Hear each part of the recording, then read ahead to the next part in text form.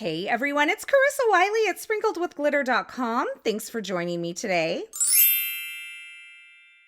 Today's video was previously shared on the Altenew YouTube channel, but I thought you would enjoy seeing it here as well. Today I am sharing two gorgeous fall-themed cards featuring some brand new products from the September 2025 release, and we're going to focus on this brand new Essential Textures Fine Wood Grain Press Plate. Now, oftentimes we see something like this and we think of it only as a background, but today I'm going to show you how you can use it as a textural or even a shine element on your card projects.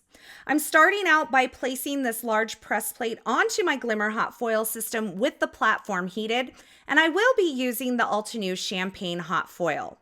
Once my platform is heated, I am going to press the timer button and allow that to run. Now, I will note that the press plate is a little bit larger than the platform of my Glimmer Hot Foil system. That's okay.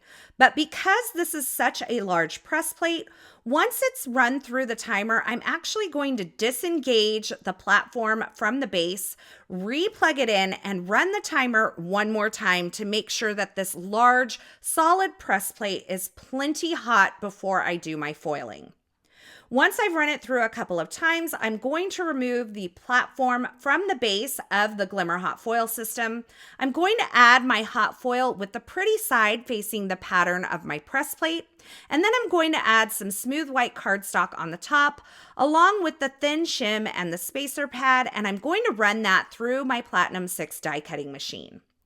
Once I've done that, I can remove the foil, the excess foil, and I have this beautiful foiled background. Now, I realize this is a lot as a background, but we're going to actually take this and use it on some die cuts instead to add an element of texture and shine and kind of use the background in a different way. Now, while I'm doing my foiling, I went ahead and grabbed the Solid Sentiments Gratitude Edition here. This is brand new also from the September 2025 release from Altenew. These products will be available on September 16th, so keep your eye out. You're getting a sneak peek at a lot of the new products that will be available on release day. I'm going to follow the same process for foiling that I did before. I heated up my hot foil plate, or my press plate actually, on the Glimmer Hot Foil system. I took my platform over to my Platinum 6, added my foil and my cardstock along with my thin shim and my spacer pad, and I ran that through my Platinum 6 die cutting machine, and I got perfect hot foiled results on all of these sentiments. Aren't those absolutely beautiful? And they're going to tie in with my backgrounds so well. So now I'm taking the brand new Crispy Leaves dies, also from the September release, not available yet, but they're coming soon.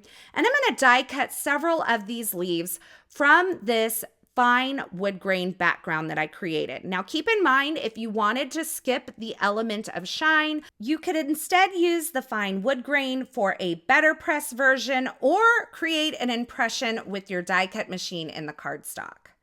I'm taking my die cut pieces and adding them onto my 9x12 grip mat here so that I can ink blend them. Now, I could have created the fine wood grain background onto some colored cardstock, but I thought this was the easiest way to make multiple colors of elements from different die cuts with this fine wood grain texture. I'm starting out with a couple of colors from the Fall Harvest Fresh Dye ink set. I'm using Pumpkin Pie and Yellow Ochre, adding just a little bit of darkness towards the center. Then I'm moving to Nature's Wonder, where I am using the Misty Moor and the Marshland colors. But really what I want you to do is take another look at all of your large press plates that create all of these textures and your large background stamps and background dies, and think of how you can go beyond the background and use them as just textural or pressed elements on die cuts and other stamped elements. I think it's a fun way to kind of think outside of the box when it comes to our products. I finished off with my favorite fall fresh dye ink color combination, and that is Dusty Rose and Toasted Mauve. I think it's so pretty. And now I'm going to do some more die cutting. I'm taking the One Go Solid Sentiments coordinating die, lining that up with the foiled sentiments that I created earlier and running that through my die cut machine. And now I have several sentiment strips ready to go. I'm going to use a couple of them on my card projects today, but I'll have more to kind of tuck inside with the press plate to save for a future project. Next up, I'm grabbing the new Nesting Circles dies and I'm die cutting that from some vellum.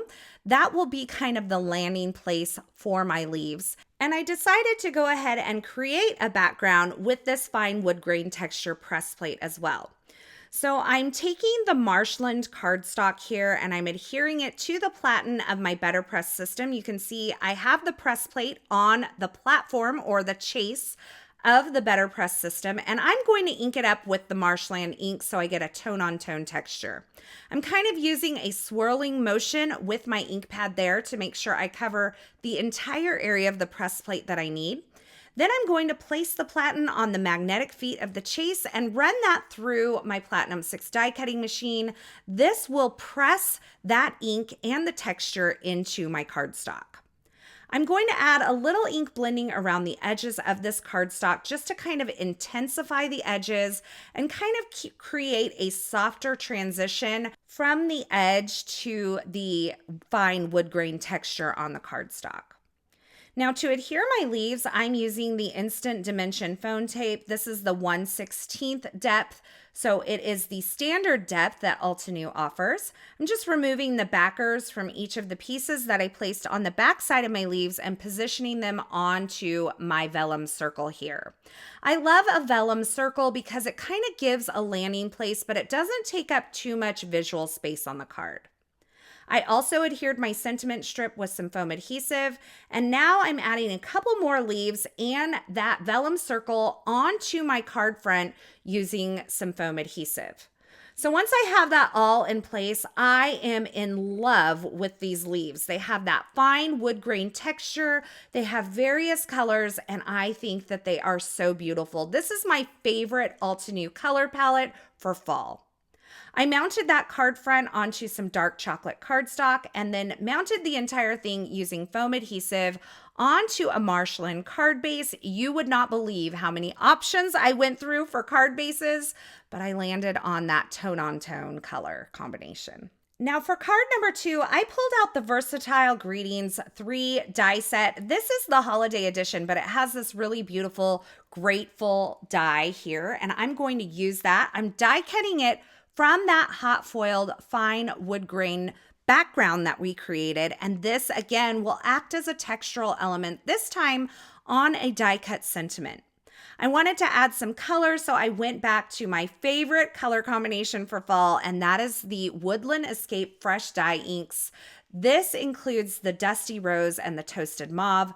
I'm starting out with Dusty Rose over the entire area of this grateful die cut sentiment. And then I'm going to come in at the base and add some Toasted Mauve to add some shading. Now, as you're ink blending over this foiled texture, it doesn't make a difference. The foil really resists it like an embossing powder would, so it's totally fine to blend over the top of your foiled elements, and you can just wipe them down when you're done to remove any excess ink that's sitting on top of the foil.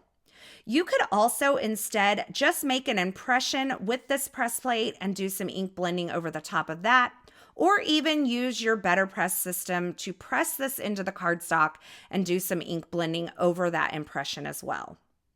Now I did die cut 3 additional layers of that grateful greeting from some plain white cardstock, and I'm using some liquid glue to stack up these sentiments so that I get a little bit of dimension and a little bit of weight to this, because it is going to be one of the main focal elements on my card front. And once I have those layers stacked behind my ink blended and foiled layer, I'm going to add this onto the vellum shadow layer, again using some liquid glue to position that. I really like to use liquid glue for instances like this because it allows me a little bit of wiggle room to get things into the exact right position to make sure that I'm happy in the long run. Now, once I had that all stacked up, I added a clear acrylic block over the top to allow that to dry. And I'm going to do some stamping onto an ivory card panel using the stamp set from the brand new Craft Your Life Sweet Harvest kit. It is so beautiful. It has so many elements like a pie, and this beautiful apple set. There's some coordinating dies available to go along that you can add on to the Craft Your Life kit. But for now, I am going to grab the stamp set and I'm inking up with some Altenew embossing ink. You can see I'm using my Stamp Wheel 2.0 to make sure that I get perfect positioning onto this panel that I have on my card front. I did go ahead and treat the surface of this ivory card front with some embossing powder, anti-static embossing powder, so that I wouldn't get embossing powder anywhere I didn't want it. And now I'm sprinkling on some gold embossing powder over the top of that embossing ink.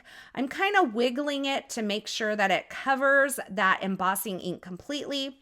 I'll tap off the excess and then I'll go ahead and heat set this. Now this Craft Your Life Sweet Harvest kit also comes with a stencil set that coordinates with the stamp set, but it also has these two elements that are so much fun, some textures and some lines that you can use, and that is included in the stencil set that coordinates with this beautiful apple stamp set. I'm going to just use the coordinating apple stencils today. I'm positioning them where I want them, and I'm ink blending them using the same colors that I used before. Now I am going to show you this first apple, even though I didn't love it. I used Dusty Rose and some Toasted Mauve, and it got brown way too fast. And so on my other apple, I'm just going to use some Dusty Rose, and I'm going to use that same color ink, some Dusty Rose, just to do a little shading around the outside, and I'm allowing it to kind of lighten up towards the center of the apple. I'm not going to show you all of the ink blending for this apple set. You get the idea, but I am just using the same colors that I used on the leaves before so that everything ties together really nicely. And I'm creating some shading, some darks and some lights. And there you can see I have my beautiful apple scene here on that front of that ivory cardstock. Now, in order to kind of disguise the apple that I did not love so much, I decided to put my sentiment on a vertical, kind of covering that up, but I also thought it was just a fun way to add the sentiment to my card front. Now for the card base, I blended some of the Dusty Rose ink onto an A2 size card base towards the edges. And now I'm adding this to the platen of my Better Press system so that I can press that fine wood grain press plate onto my card front. I'm just using, again, some tone on tone. So some Dusty Rose ink on top of the Dusty Rose blending. And that just gives the card base a little bit of interest. I matted the stamped panel onto a piece of dark chocolate cardstock. I'm adding my sentiment pieces on with some Instant Dimension foam tape, again, at a vertical because I just thought it was a fun way to do it. And also it helped kind of disguise my first little trial apple that I did not love so much. I'm going to take this entire card front and add it onto my pressed card base using some foam adhesive, and I'm going to finish this off with some of the Dessert Dreams Altenew enamel dots. I'm using my Perfect Picker tool to position these. I thought these blended in so well, and you can see I'm getting one that just is really stubborn and wants to stick to my finger. But in the end, we got it where it needed to go.